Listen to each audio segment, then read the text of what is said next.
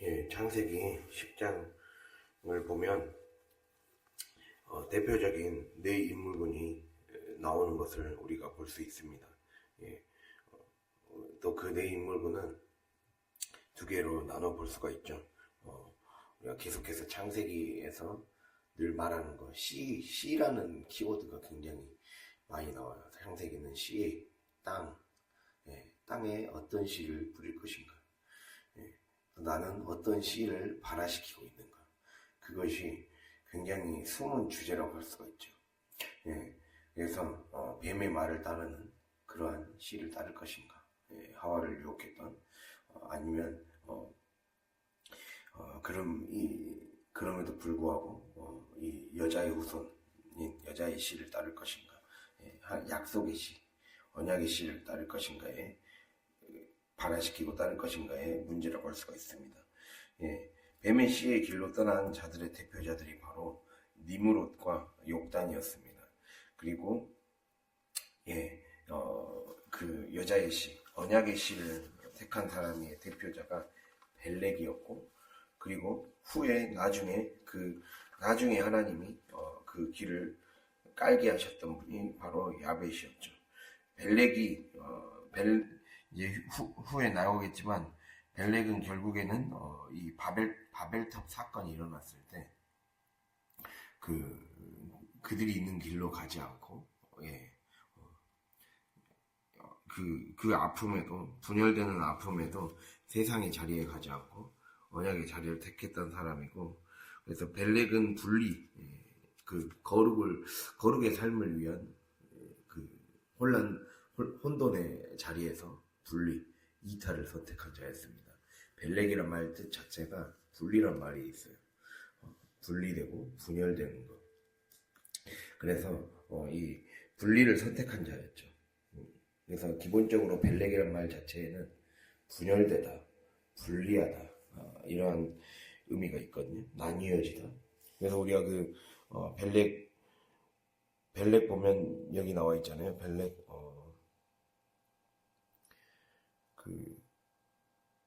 25절에 에벨은 두 아들을 낳고 하나의 이름을 벨렉이라 하였으니 그때의 세상이 나뉘었으며, 이 나뉘었다라고 하는 말에서 벨렉이라는 말을 하고 있습니다. 우리가 성경에서는 이름이 굉장히 중요한 어떤 영적인 의미를 갖거든요. 이 에벨이라는 거는 히브리어로 에벨이라고 해서 이 히브리인의 기원이 되는 말이에요. 에벨이란 말 자체가. 이 원래 원어는 에베르예요.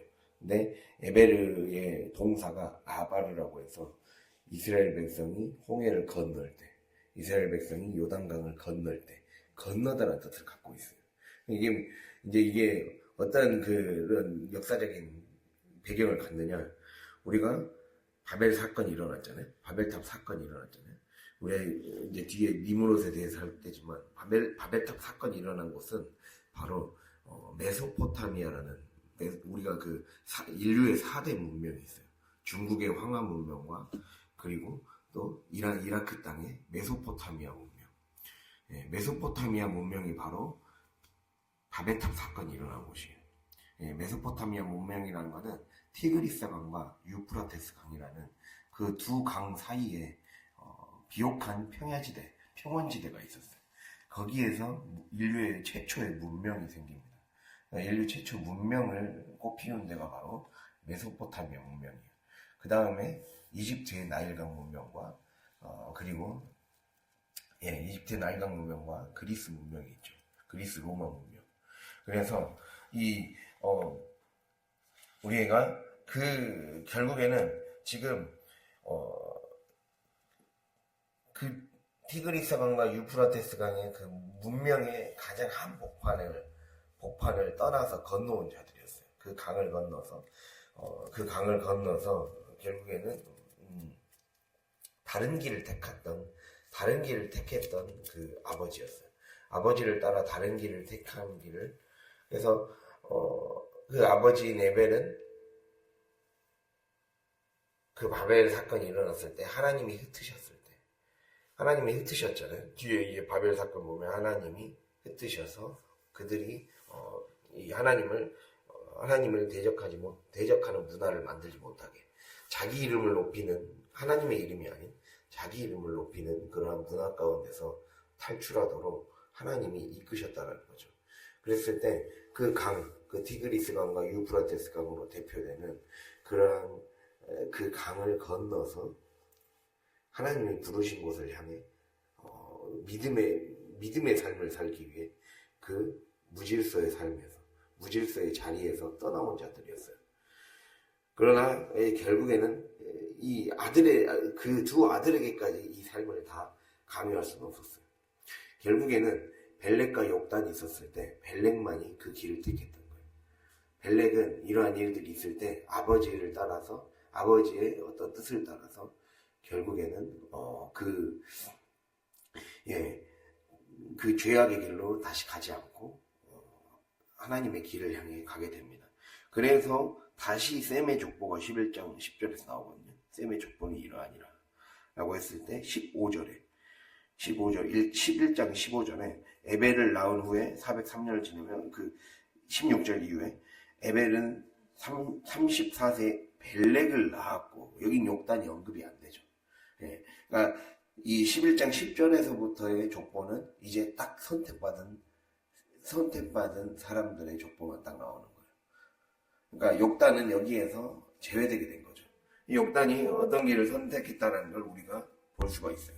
30절에 그들이 거주하는 곳, 즉 그러니까 동쪽으로 다시 갔다 가거든요. 그러니까 지금 이스라엘을 중심으로, 약속의 땅을 중심으로 했을 때 동쪽이잖아요. 예, 동쪽이거든요. 이스라엘의 서쪽은 지중해이기 때문에 동쪽일 수밖에 없어요. 그러니까 하나님에게 그래서 이 지정학적 위치로 볼 때나 성경적인 그런 그 상징적인 어떤 영적인 의미로 볼 때나 동쪽은 바로 하나님에게서 멀어지는 방향을 얘기하는 거예요. 하나님과 반대 방향으로 갔다는 거죠.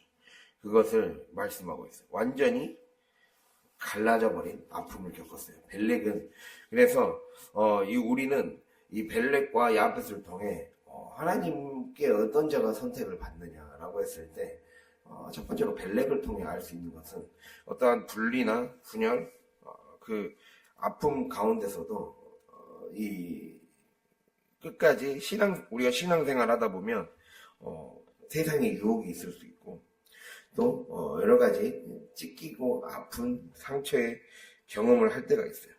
그리고 또 그 과정에서 뭔가 화려한 삶을 살지 못하는 것을 볼 수가 있어요. 이 욕단은 오히려 동생이 더 잘 됐어요. 네, 벨렉보다 겉으로 봤을 때는 동생이 더 번성하고 더 창성한 복을 받는 것 같이 보였어요. 생육하고 번성하고 땅에 충만하라는 복이 겉으로 봤을 때는 욕단에게만 임한 것 같이 보였단 말이죠.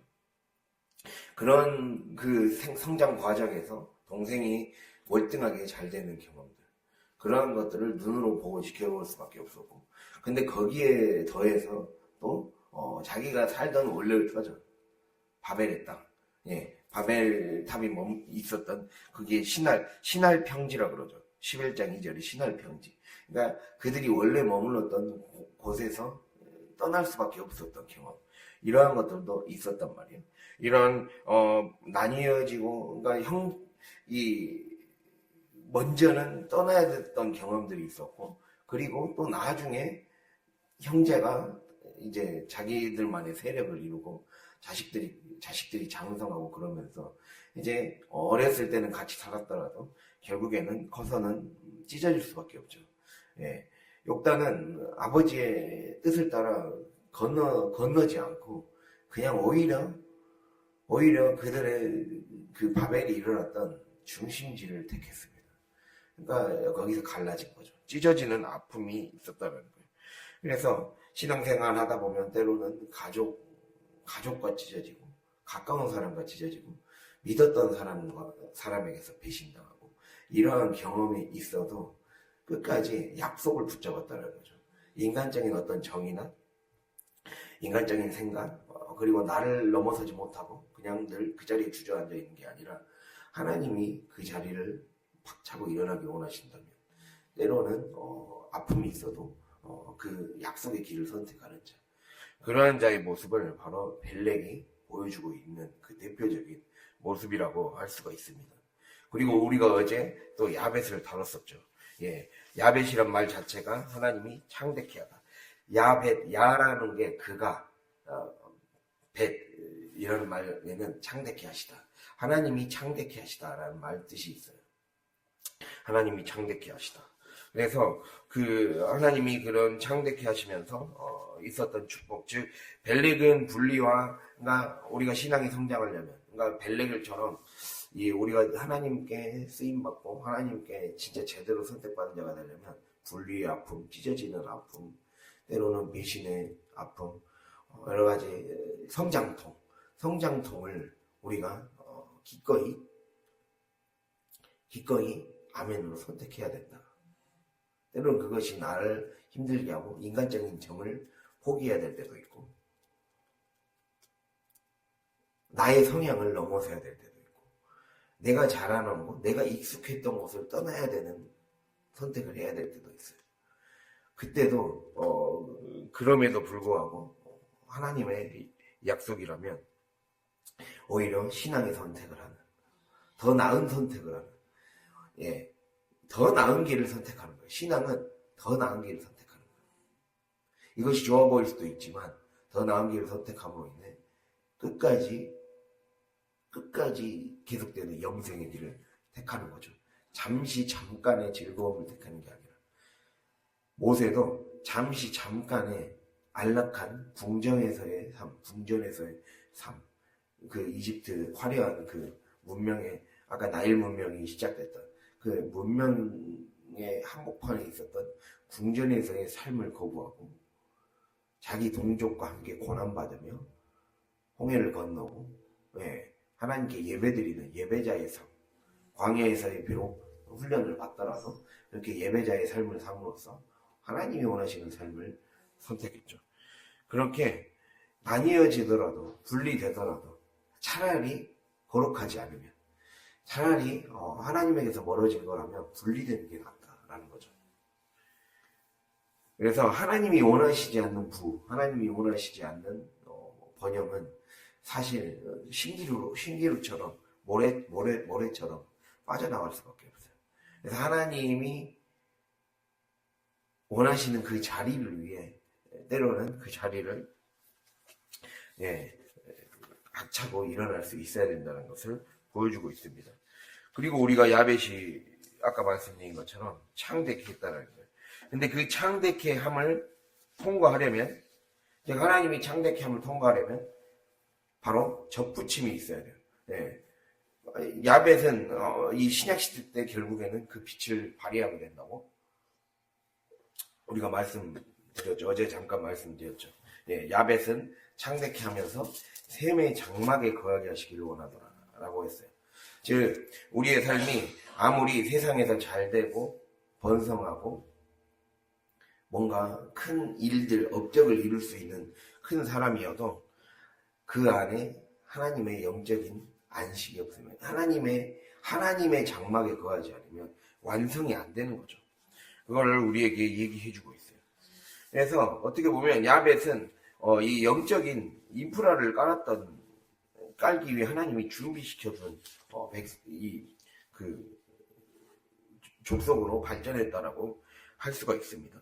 우리 아까 어제도 말씀드렸듯이 그리스 로마 문명을 건설한 자들의 후예들이 야벳에게서 나왔고, 더 하나님의 말씀에 어떻게 보면 순종했던 자들이에요. 이게 무슨 말이냐? 하나님은 생육하고 번성하고 땅에 충만하라는 것은 하나님이 원하시는 건 우리가 이제 11장에서 이어지면 알 수 있듯이 이 하나님이 더 먼 곳으로 흩어져서 이 복음의 원리는 내가 모으고 내가 끌어모아서 어떻게든 내가 원하는 자리에 그냥 머물러 있으려는 성향을 거부하라는 거거든요. 복음의 정신은 그거예요. 내가 모으려고 하고 내가 그 자리에 늘 그냥 내가 있는 자리에 내가 여기가 여기 있는 게 좋사오냐 하면서 그냥 거기에 그냥 안주해버리지 말라는 거예요. 지금 있는 자리에 안주하지 말고 더 높은 곳을 향해, 그리고 더 깊은 곳을 향해, 예, 더 나은 방향을 향해 가라는 거예요. 더 나은 길, 더 좋은 길, 더 높은 길, 예, 그 길을 향해 퍼져나가라는 거거든요. 하나님이 우리에게 원하시는 생명과 번성은 퍼져나가라는 거예요. 그걸 가장 잘 순종한 사람이 야벳이었다는 거예요. 예, 그래서 더 멀리 퍼져나갔어요.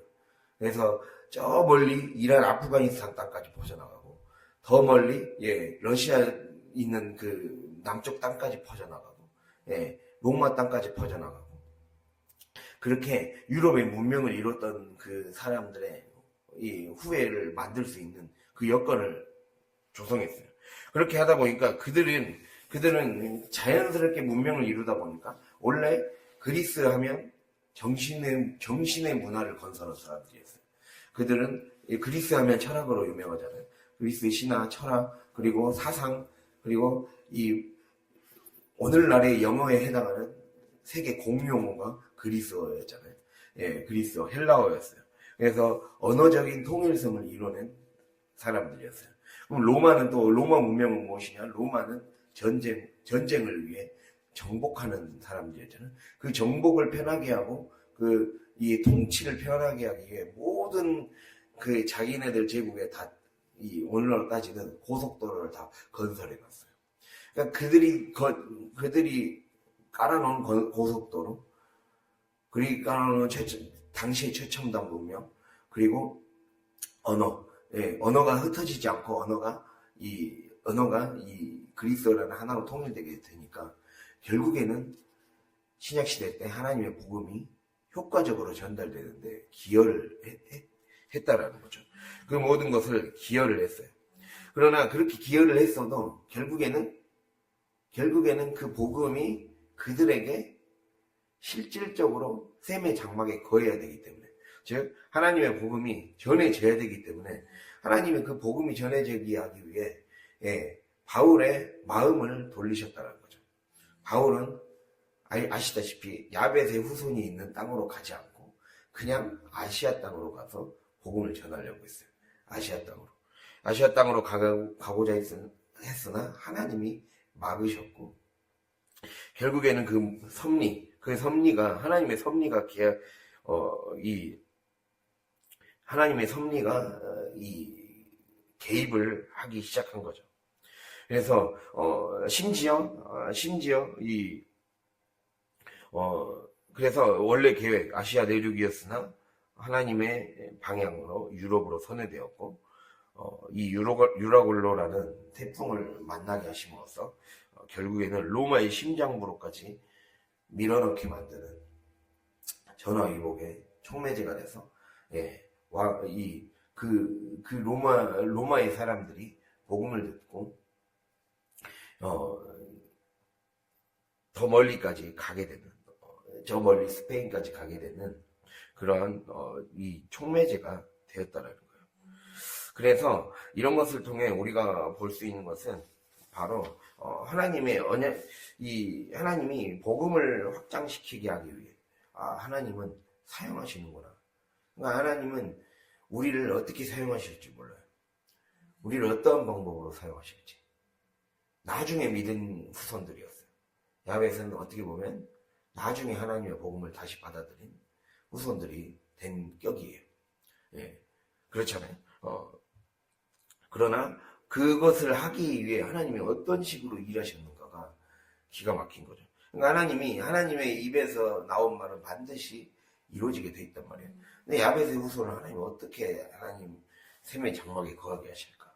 그것이 신약시대에 밝히 드러나게 된 거죠. 그것이 바로 하나님 모든 인프라부터 먼저 깔아주셨구나. 복음이 전해질 수 있게 당시의 언어를, 공용어를 만드셨고, 세계 공용어인 그리스어를 만들어 주셨고, 그리고 도로를 깔아줌으로 인해 오히려 왕이 행차하고 왕이 전쟁을 하기에 깔았던 도로가 하나님의 복음을 더 효과적으로 빨리 전파하기 위한 도로로 하나님이 바꾸시는구나. 그러니까 우리의 모든 그 인생의 과정들이 하나님 곁에 머물러 있으면, 하나님의 순종 가운데 머물러 있으면 그것이 그 모든 것이 하나님의 뜻 안에서 합력하여 선을 이루어서 하나님의 그 일들을 이뤄나가는 소재가 된다는 거죠. 중요한 건 나의 하나의 야벳이 셈과 함께 노아가 술에 취했을 때 아버지의 수치를 드러내지 않고 그 고개를 돌이켜서 옷을 덮어주고 그 수치를 덮어주고 명예를 더럽히지 않게 해줬던 그 하나가 축복을 받아서 결국에는 그 말의 힘이 그 언약의 말씀이 결국에는 후대에까지 영향을 미친다는 게 이 말의 힘이 대단하다는 것을 느끼고 이게 2000년, 3000년 후에 이루어지는 거잖아요.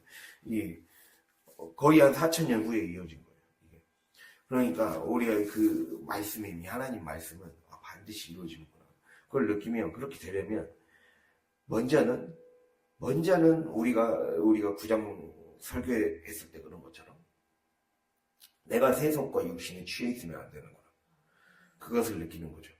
그리고 하나님 말씀은 반드시 이루어지기 때문에 그 말씀에 대한 기대감을 가지고 그 말씀이 어떤 식으로 이루어지기를 하나님이 바라시는가를 반드시 묵상하라는 거죠. 제가 그 속초에서 말씀 전할 때 하나님이 여러분 각자에게 주신 말씀을 반드시 어떠한 방식으로 이루시는가에 대해서 관심을 가지라 했어요.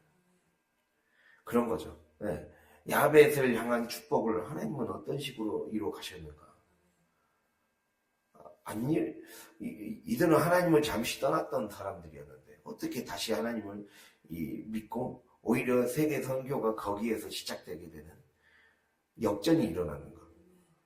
유대인에게서 시작된 복음이 오히려 그들을 통해 더 확장이 되고 그들을 통해 많은 사람들이 하나님께 돌아왔잖아요.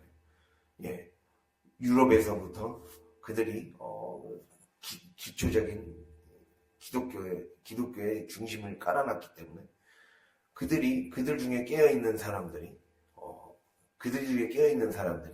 세계 곳곳으로 가서 선교를 하고 아시아까지 다시 복음을 역으로 전함으로써 하나님께 돌아오게 됐잖아요. 우리가 하나님을 믿게 됐잖아요.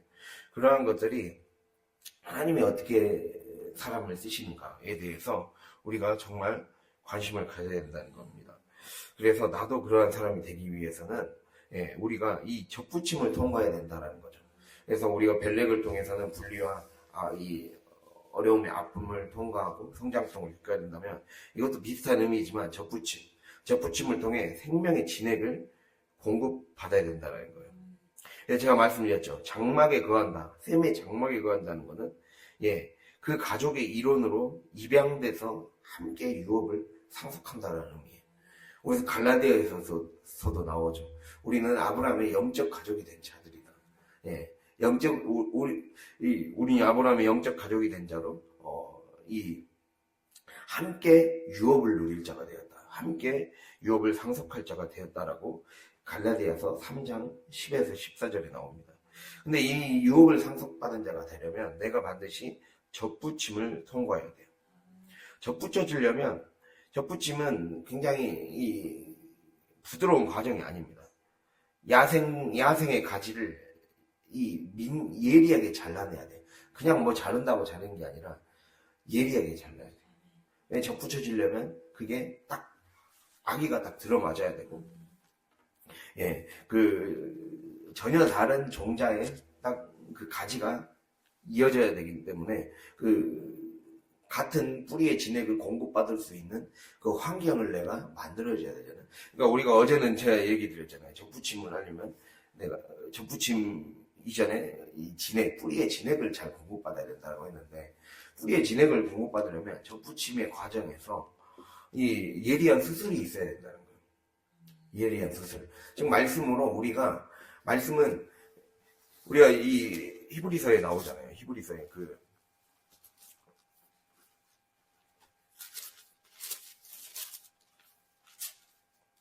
히브리서 말씀 4장 12절에 혼과 영과 좌우에 날선 어떤 검보다도 예리하여 혼과 영과 및 관절과 골수를 찔러 쪼개기까지 한다. 라고 4장 12절에 나와 있잖아요. 예. 그 예리한 검과 같은 말씀으로 우리가 딱 예민하고 예리하고 딱 민감하게 수술이 돼야 돼요. 조금만 우리가 이 외과 수술 같은 것도 받을 때 조그만 부위라도 잘못 건드리면 엉뚱한 데 출혈이 나서 사람이 잘못 수술 받으면 사망에 이를 수도 있고 그 의료사고로 인해 위험해질 수가 있잖아요. 옛날에 그 신해철 가수 신해철도 의료사고 때문에 죽었잖아요. 잘못 수술 받아서 죽은 경우였잖아요. 그런 것처럼 그 진짜 민감하고 예리한 칼을 어디에다 대느냐의 문제예요. 그리고 그러니까 말씀의 칼이 나를 딱 도려내기 뭔가 내 안에 죄악된 부분들을 도려낼 때 그냥 엉성하게 보면 안 된다는 거예요. 말씀을 내 삶의 구석구석에 예리하게 갖다 대야 돼요. 그래야 하나님이 어떠한 방식으로 나를 창대케 하실까? 야벳의 이름처럼 어떠한 방식으로 창대케 하실까? 그 창대케 하기 위해 나는 어느 정도로 예리하게 준비되어야 되는가? 그것을 잘 봐야 된다는 거죠. 그래서 결코 그냥 뭉퉁뭉퉁하게 해결해야 될 문제가 아니라 삶을 우리가 목사님 말씀하신 것처럼 신앙생활을 하면 할수록 더 디테일해지고 더 세밀해져야 된다는 거예요. 나의 삶의 구석구석 시간에서 작은 시간을 어떻게 드리는가, 어떤 마음가짐으로 살아가는가, 똑같은 일을 하더라도 세상 사람들이 일을 대하는 태도같이 대하지 않고, 전도도 마찬가지고 우리가 나에게 맡겨준 일, 그것이 하다못해 집안일이 있더라도 그것이 내가 야벳의 이름 뜻 그대로처럼 나를 창대케 하는데 나로 인해 또 많은 사람들이 창대케 하고 번성의 복을 함께 번성의 복에서 나오는 그 수액을 함께 먹는 그러한 자가 되게 하는데 나의 오늘 하루의 행동이 오늘 하루의 태도가 결정한다. 이 모든 과정이 접붙임을 위한 예리한 하나님의 그 가지를 자르고 그래서 그 접붙임에 맞는 그 규격과 사이즈로 만드는 과정이다 라는 거죠. 그래서 신앙은 하나님의 규격에 맞추는 과정이에요.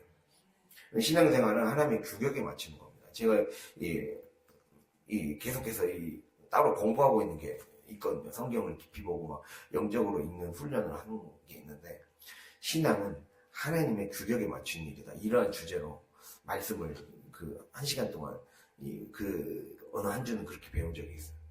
하나님이 원하시는 규격이 있어요. 그걸 의로움이라고 그러거든요. 그러니까 우리는 하나님의 의로 구원받는 거예요. 하나님의 의로 구원받는데 하나님의 의로 구원받으려면 하나님의 의가 나의 의가 돼야 되거든요. 그러니까 하나님의 거룩함이 나의 거룩함이 되고 너희는 내가 거룩하니 너희도 거룩하라 했고 내가 의로우니 너희도 의로우라 했어요. 근데 그럼 인간이 어떤 노력으로 의로워지는 게 아니라 하나님이 원하시는 말씀의 칼이 내게 딱 주어졌을 때 말씀이 뭔가 나의 가지를 쳐야 될 부분들 그리고 접붙임을 위해 예민하게 잘라야 될 부분들이 있을 때 하나님이 원하는 어떤 규격과 사이즈가 있다는 걸 의미해요. 하나님이 나를 어떤 식으로 복을 주고 어떤 식으로 만들어가길 원하시는지 하나님이 원하시는 그 사이즈가 있다는 거죠. 그것을 맞춰가기 위해 나를 예민하게 잘 나가는 과정이라는 걸 기억해야 됩니다. 그래서 항상 그런 관점에서 신앙생활을 해야 우리가 시야가 좁아지지 않고 내 것에만 빠지지 않고 영적으로 보는 눈이 열려서 이게 지금 나를 잘리기 위한 과정이었구나를 깨닫게 되는 거죠. 그래서 접붙임을 하려면 이렇게 이 외과적인 어떤 고통이 있는 거예요. 예리하게 잘라내야 되기 때문에 나의 삶의 태도를 건들 수도 있고 습관을 건들 수도 있어요. 습관의 외과적인 수술이 있을 수 있고 나의 말의 행동 그리고 평소 때 가졌던 태도 그냥 별 문제 없이 여겼던 심지어 나의 지금까지 신앙생활의 방식 이것도 건들 수도 있는 거예요. 이런 외과적인 수술을 거치기를 하나님이 바라신다는 거죠. 왜냐하면 야벳은 한마디로 야벳은 어떤 유형입니까? 완전히 세상적으로 살다가 하나님께로 온 사람들이에요. 세상에서는 성공하고 세상에서는 자기 방식으로 살아간 게 어떤 문제 없이 큰 문명을 이루는 사람들이었어요. 그러나 그들이 결국에는 하나님의 장막이라는 사이즈 안에 들어와야 그게 진짜 복이 되는 거예요. 그 문화가 영원히 꼽힐 수 있는 거예요. 그리스 로마 문명은 기독교라는 문명을 만나서 비로소 영원히 지금까지 지속될 수 있었던 거예요. 대부분의 메소포타미아 문명, 이집트 문명, 특히 메소포타미아 문명, 함의 문명이었던 메소포타미아 문명은 정말 오히려 그리스 문명이나 이집트 문명이나 중국 문명보다 훨씬 더 최초로 시작했고 가장 화려하게 꼽혔어요. 그런데 이 고고학자들이 겨우 어떻게 흙을 파내고 해서 발견해야 발굴될 정도로 완전히 역사상에서 다 사라져버렸어요. 지금은 그냥 고고학자들이 이게 이 메소포타미아 문명의 흔적이다 하면서 그걸 발굴하는 수준이에요. 그래서 다시 역사를 재구성하고 막 이런 거 있잖아요. 우리가 막 너무 전쟁을 많이 겪어서 백제 문명이 백제가 이 굉장히 찬란한 문화를 이루었다고 하지만 우리가 경주 가면 신라는 그렇게 어느 정도 복원이라도 잘 돼 있어 사는데 뭔 복원할 수 있는 게 없잖아요. 우리 익산이 그 중심지거든요. 익산이나 공주 이런 데가 경주보다 더 화려한 곳이었는데 지금 그 흔적이 없잖아요. 그 흔적을 찾기가 힘들잖아요. 일부 그냥 유적지나 가면 좀 있지. 그런 격인 거죠. 네, 그런 정도로 완전히 사라져버린 거예요. 그러니까 그게 왜 그랬습니까? 결국에는 하나님의 자리에 규격에 자기를 맞추지 않았기 때문에 하나님이 원하시는 규격에 맞추지 않으면 결국에는 떨어져 나갈 수밖에 없어요. 이 하나님의 장막 안에 거하지 않으면. 그러니까 우리 오늘 이 10장의 숨은 주제가 자리거든요. 자리. 하나님이 원하시는 자리에 있어야 된다. 10장을 다시 돌아가 보면 이 10장 30절에 그들이 거주하는 곳 나오잖아요. 거주하는 곳. 10장 30절 보이죠? 그들이 거주하는 곳이 동쪽 산이었더라. 이렇게 나와 있어요. 이 거주하는 곳 이 말이 그들이 자리 잡은 곳이란 말이거든요. 이게 시편 1편 1절에 나오는 말과 똑같습니다. 복 있는 사람은 악인의 꾀를 따르지 아니하고 오만한 자들의 자리에 앉지 아니하고 그러죠. 그러니까 자기 꾀를 따르고 자기가 원하는 자리에 가는 그 자리에 서는 자가 아니라 하나님의 말씀을 주야로 묵상해서 그 말씀을 통해서 깨닫게 되는 그 자리, 하나님이 지시해 주시는 자리, 하나님이 영적으로 인도해 주시는 그 자리를 선택한 자, 그게 벨렉이었고 그게 후에 다시 자기의 적부침의 고통을 통과해서 비록 한때는 세상적으로 크고 융성하고 강성했지만 결국에는 하나님의 말씀의 사이즈에 자신을 맞추기 위해 그 화려한 그 문명을 하나님의 말씀의 그 사이즈 안에 자기를 깎고 다듬어서 결국에는 보석같이 찬란한 문명을 이루어서 1000년이 넘는 지금까지도 정신문화, 인류의 정신문화를 모든 그 인류의 교육, 법, 제도, 법이나 문화 그런 것들이 다 유럽의 문화에서 우리가 왔잖아요. 유럽 문화를 다 이식한 거잖아요, 사실은. 그것이 결국 이 모든 것이 기독교를 통과했기 때문입니다. 하나님의 말씀을 통과했기 때문에 바로 그것이 오늘날까지 인류의 정신에, 우리나라 현대인의 정신에 가장 큰 영향을 미친 거예요. 우리가 이걸 기억해야 돼요. 그러니까 영원히 남는 것을 선택할 것이냐의 문제예요. 한때 그냥 잘 살다가 끝나버릴 것인가? 아니면 그 잘 삶이 하나님의 말씀을 통과해서 하나님의 규격을 통과해서 하나님의 원하는 사이즈를 통과해서 그 안에서 머무는 삶을 선택할 것인가? 내가 그걸 위해서는 내가 장막을 선택하고 하나님의 기도의 자리를 선택하고 말씀의 자리를 선택해서 말씀의 사이즈에 맞는 창대함을 선택하라는 거죠. 예. 말씀에, 그러니까 우리가 하나님의 말씀에 인도를 받지 않는 삶은 지붕 없이 사는 것과 똑같아요. 지붕 없이 집을 짓는 것과 똑같아요. 다 뭐 바람이 불고 바람이 불고 여러 가지 비바람이 불면 그냥 뭐라 그럴까, 그냥 이 하늘에서 쏟아지는 비를 무방비로 맞는 것과 똑같은 거예요. 근데 그 지붕을 선택하는 거예요. 지붕을 짓고 기둥을 딱 세워주는 것과 똑같은 일이죠. 그래서 하나님의 말씀을 듣고 그 듣는 대로 행하고 그 말씀이 원하는 사이즈에 나를 맞추는 삶은 반석 위에 집을 짓는 것과 똑같다 했어요.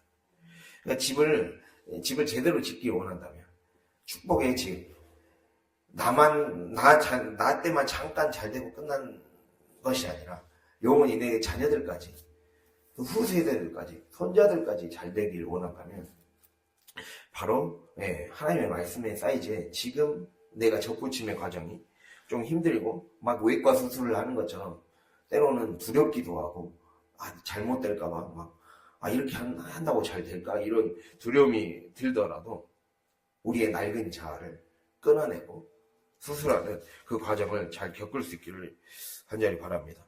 하나님이 우리에게 그것을 원하신다라는 거예요. 그래서 오늘 말씀 제가 니므롯까지 이어가려 했는데 어차피 수요 예배 때 이 내용적으로 니므롯하고 욕단은 이 바벨탑 사건하고 연결이 되거든요. 이어서 수요 예배 때 이어서 11장 본문과 함께 이어서 하도록 하겠습니다. 그래서 오늘 말씀이 이 벨렉의 선택과 야벳의 통해 우리의 신앙을 하려면 반드시 세상과 분리돼야 된다. 세상의 흐름과 분리되고 거룩한 결단을 해야 된다. 때로는 내가 인간의 정도 내려놓고 이 인간적인 생각 그리고 익숙했던 자리 그런 자리를 떠나고 건너와야 된다.